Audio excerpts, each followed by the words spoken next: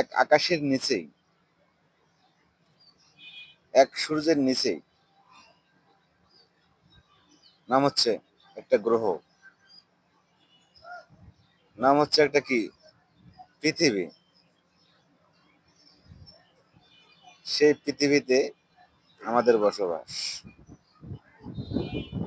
আমরা সবাই মানুষ, আমরা সবাই মানুষ হিসেবে পরিচিত, কিন্তু দেখেন সেই মানুষে মানুষে কত ভেদাভেদ। তাহলে আমরা কোন মানুষ?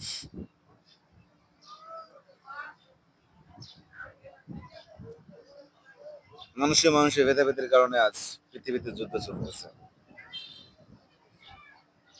একটা যুদ্ধহীন পৃথিবী চাই, যে পৃথিবীতে কোনো যুদ্ধ হবে না, যে পৃথিবীতে মানুষে মানুষে কোনো ভেদাভেদ থাকবে না।